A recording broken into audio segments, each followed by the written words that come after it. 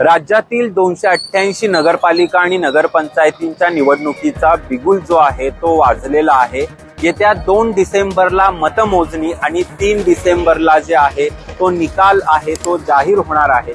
आणि एकंदरीत महाराष्ट्राच्या राजकारणामध्ये स्थानिक स्वराज्य संस्थांच्या निवडणुकीमध्ये वेगवेगळ्या पक्षांनी जी आहे ती मोर्चे बांधणी करायला सुरुवात केलेली आहे। आता आपण आहोत सांगली जिल्ह्यातील तासगाव या ठिकाणी।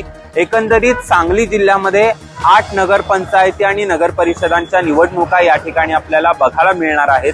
आणि तासगावचा जर विचार केला तर तासगावमध्ये पंचरंगी लढत जी आहे ती आपल्याला बघायला मिळणार आहे। शिवसेना उद्धव बाळासाहेब ठाकरे यासोबतच भाजप, राष्ट्रवादी शरदचंद्र पवार गट, राष्ट्रवादी अजित पवार गट आणि संजय काका यांचा स्वाभिमानी विकास आघाडी अशी पंचरंगी जी लढत आहे ती तासगाव मध्ये बघायला मिळणार आहे। याच पार्श्वभूमीवर नेमकं जनतेच्या मनामध्ये काय आहे, जनतेच्या मनामध्ये कुणाला पसंती आहे हे जाणून घेणार आहोत या माध्यमातून।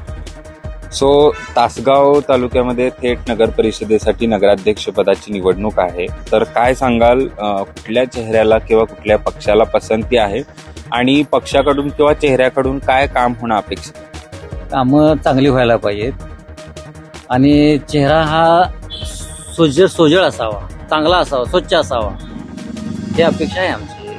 आणि त्याने चांगल्या पद्धतीने तासगाव स्वच्छता ठेवावी, चांगलं काम करावं, बाकी काय। पंचरंगी लढत या ठिकाणी बघायला मिळणार आहे, कारण की उद्धव बाळासाहेब ठाकरेंची शिवसेना आहे, त्यासोबतच भाजप आहे, अजित पवार गट, शरदचंद्र पवार गट आणि स्वाभिमानी विकास आघाडी। तर एकंदरीत काय वाटतंय, कारण या तासगावमध्ये बघितलं तर आराराबांचं सुद्धा तेवढंच वर्चस्व आहे आणि संजय काकांचं। तर नेमकं कुणाला पसंती आहे, जनता म्हणून किंवा सर्वसामान्य नागरिक म्हणून? नाही, आता यावेळेला काकाला जरा लोकांचं पसंती आहे, संजय काका। तुम्हाला काय वाटतं, एक नागरिक म्हणून, एक ज्येष्ठ नागरिक म्हणून कुणाला नेमकी पसंती आहे, काय सांगाल? सांगले काकाचीच पसंती आहे, सगळी म्हणजे आमच्या वॉर्डामध्ये काकाच लढत ही चांगली मोठीच होणार आहे। पण काम कसं आहे माझ्या का, बोलण्यापेक्षा आपल्याला जो उमेदवार योग्य वाटेल त्याला आपण मतदान करायचं, मोकळं व्हायचं। तरी पण पक्ष म्हणून तुम्ही बघताय का एक व्यक्ती म्हणून? व्यक्ती म्हणून आम्ही बघतोय, व्यक्ती म्हणून आम्ही एका चांगल्या माणसाला मतदान करणार, हे म्हणून आमच्या नगरपालिका नगराध्यक्ष व्हावा।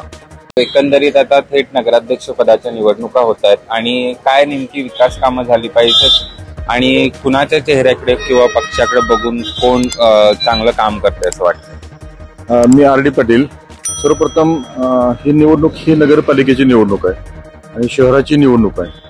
तासगाव शहर हे तालुका प्लेस असल्यामुळं ग्रामीण भागातील सर्व गावांची कनेक्टिव्हिटी तासगाव शहरामध्ये असते। विविध शासकीय कार्यालय असतील, आरोग्य सेवा असेल, शैक्षणिक सोय असेल, तर प्रत्येक मूलभूत गोष्टीसाठी तासगाव शहराकडे ग्रामीण भागातल्या लोकांना जसं यावं लागतं तसं शहरातल्या नागरिकांना सुद्धा त्यांच्या जे दैनंदिन समस्या आहेत किंवा त्यांच्या ज्या दैनंदिन गरजा आहेत त्याच्याकडेही नगरपालिकेच्या माध्यमातून विकास किंवा ग्रामस्थांच्या अडचणी, नागरिकांच्या अडचणी सोडवण्यासाठी नगरपालिकेकडून प्रयत्न होणं अपेक्षित आहे। त्यामुळे कुठल्याही पक्षानं, कुठलाही पक्ष असू दे, पक्षाचे आम्हाला काही देणं घेणं नाही, सुधारणेशी मतलब आहे आम्हाला। आज जे नगरसेवक होणार आहेत त्या नगरसेवकांना एवढंच तातडीचं विनंती करून सांगतो मी की त्यांनी आपापला वार्ड गलिच्छ आहे की सुंदर आहे हे ठरवून प्रत्येकी काम करावं। सांगली डिजिटल जमाना, डिजिटल बातम्या।